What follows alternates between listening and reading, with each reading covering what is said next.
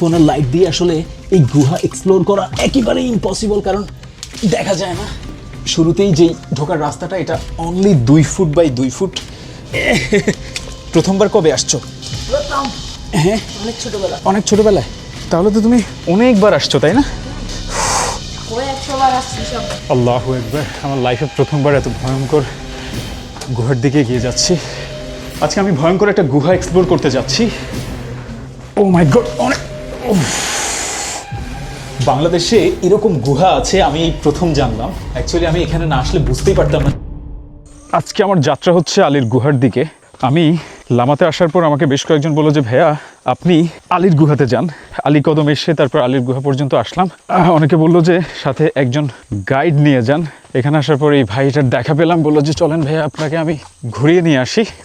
একাও যাওয়া যায়, এটা অনেক নিরাপদ। স্থানীয় কয়েকজন মানুষ আমাকে বললো যে এই এলাকায় আপনি নির্দ্বিধায় চলাফেরা করতে পারেন, কোনো ধরনের কোনো টেনশন নাই, কিছু নাই। তারপরেও একজন সাথে থাকলে গল্প করে পৌঁছাই যাব খুব ইজিলি এবং ভালো লাগবে। এই জন্যে। তোমার নাম কি ভাইয়া? উচিংলা মারমা। চলো, তোমরা কি এখানকারই? হ্যাঁ। আসবো। ও মাই গড,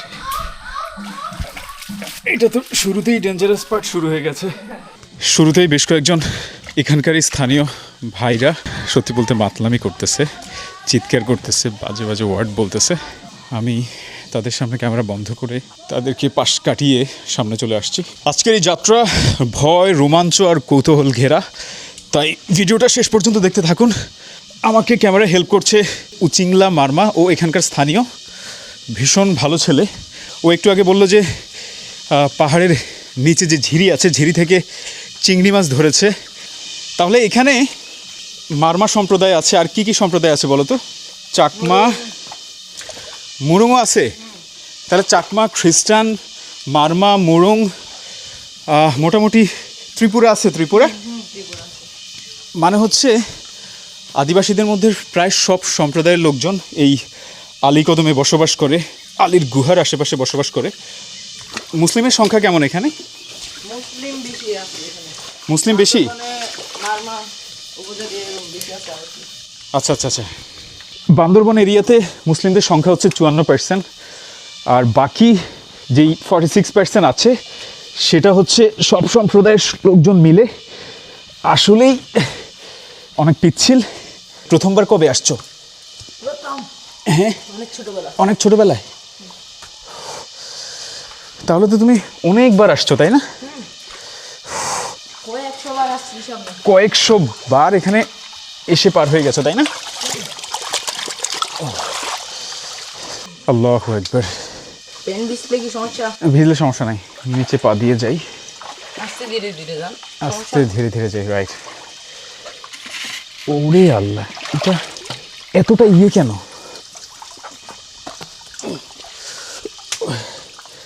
আমার লাইফে প্রথমবার আমি এত ভয়ঙ্কর পাহাড় বাইতেছি, ভয়ঙ্কর গুহার দিকে এগিয়ে যাচ্ছি।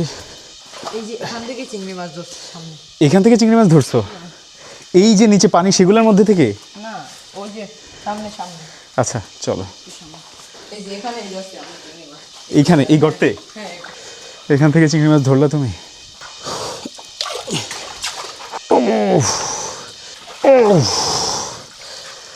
আল্লাহু আকবার। সিঁড়িটা কি সরকারিভাবে দিছে এখানে? আচ্ছা, যেহেতু পর্যটকরা আসে সেক্ষেত্রে। আচ্ছা, পড়বা? দেখো দেখো দেখো, আমি তোমার পড়ার চিন্তা করতেছি। তোমার তো ট্রেনিং আছে যেহেতু। আসো।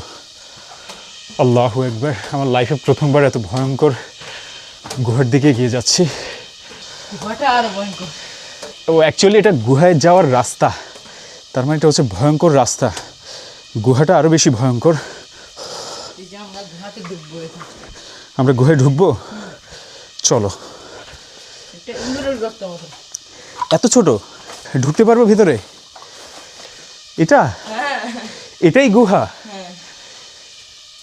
আলীর গুহা এটাকেই বলে?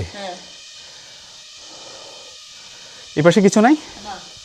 দুই পাশে সুউচ্চ পাহাড়, আর এপাশেই হচ্ছে গুহা। আমি এখন এই ভয়ঙ্কর 2 ফুট বাই 2 ফুট এই গুহার ভেতরে ঢুকবো। এই গুহাটা অনেক লম্বা, দেখা যাক কতটুকু যাওয়া যায়। এখানে আসতে হলে অবশ্যই লাইট নিয়ে আসতে হবে, কারণ ভেতরটা অনেক বেশি অন্ধকার। আমার কাছে একটা ফোন আছে, ফোনের লাইট দিয়ে আসলে এই গুহা এক্সপ্লোর করা একেবারেই ইম্পসিবল, কারণ দেখা যায় না। শুরুতেই যেই ঢোকার রাস্তাটা, এটা অনলি 2 ফুট বাই 2 ফুট এবং একটু কঠিন, সিঁড়ির মতো, অনেকটা পিচ্ছিল। এটাই হচ্ছে আমার সেই ফোন লাইট। এটা দিয়ে যতটুকু আসলে দেখা যায়, এর বেশি দেখা সম্ভব না। আপনারা দেখতে পাচ্ছেন বাংলাদেশে এরকম গুহা আছে আমি এই প্রথম জানলাম। অ্যাকচুয়ালি আমি এখানে না আসলে বুঝতেই পারতাম না যে এরকম ভয়ঙ্কর গুহা আছে। ও মাই গড, মাথাও বাড়ি খাইল। ও, আপনি যদি অ্যাডভেঞ্চার প্রেমী হন তাহলে লাইফে একবার হলেও এই গুহাতে আসবেন। এবং আমি এটাও শিওর যে বাংলাদেশের অনেক মানুষই এটা সম্পর্কে জানে না, এই গুহা সম্পর্কে জানে না। এই গুহা ছোটোখাটো গুহা না, অনেকে হয়তো খাগড়াছড়ি গিয়েছেন, আলু টিলার মধ্যে একটা গুহা আছে, কিন্তু তার থেকে ভয়ঙ্কর এবং রহস্যময় গুহা হচ্ছে এটা। একেবারেই দেখা যাচ্ছে না। নর্মালি আলু টিলার যে গুহা, সেটাতে যারা ভয় পায় তারা আসলে এই গুহাতে মোটেও ঢুকতে চাইবে না। গাইড থাকলে হয়তো কিছুটা সাহস করবে, কিন্তু গাইড না থাকলে এই গুহায় একেবারেই ঢোকা ইম্পসিবল। আর যাদের হার্ট দুর্বল, আমার তো মনে হয় যে তারা এখানে হার্ট ফেল করবে। ভয়ঙ্কর এই গুহার ভেতরে আমি আস্তে আস্তে এগিয়ে যাচ্ছি। ভেতরটা অনেকটা পিচ্ছিল, আপনারা দেখতে পাচ্ছেন যে উপরে পাহাড়, যার ওজনের পরিমাপ করা আসলে আমার পক্ষে ইম্পসিবল, কারণ পাহাড়ের ওজন একমাত্র আল্লাহ সুবহানাহু ওয়া তাআলাই জানেন।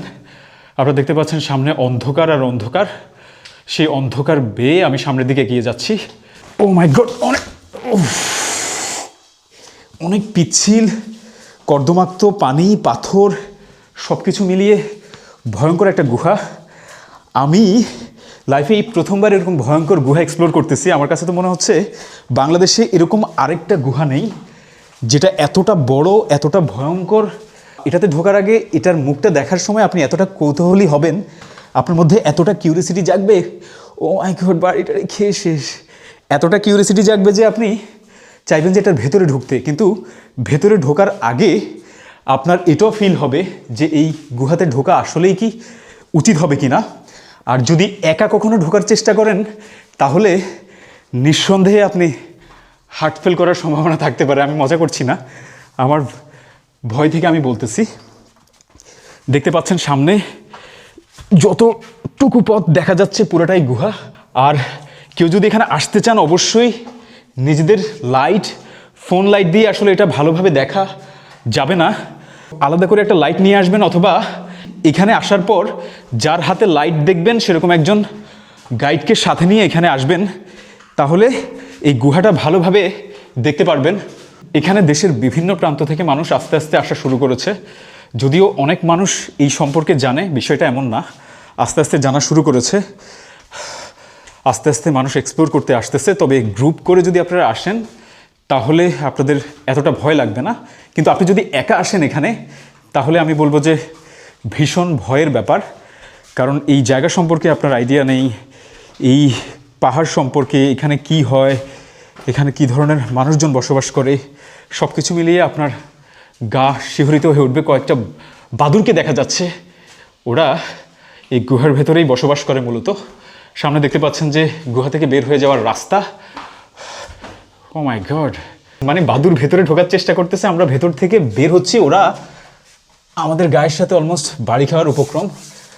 মূলত আমরা ওদের বাসস্থানে ঢুকে যাচ্ছি, ওরা আমাদের কোনো ক্ষতি করছে না, আমরাই ওদের ক্ষতি করছি।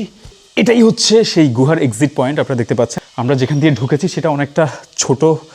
আমরা চাইলে এক্সিট পয়েন্ট দিয়ে নামতে পারবো, মানে এই পাহাড় বেয়ে বেরিয়ে যেতে পারবো, কিন্তু ভিডিও করতে পারবো না।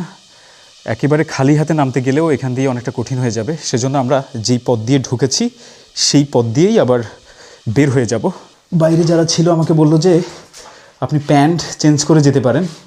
আমি তাদের কথা শুনি নাই, সেজন্য আমার পুরো শরীর, আমাকে মনে হচ্ছে যে এখন শাওয়ার নিতে হবে নিচে নেমে।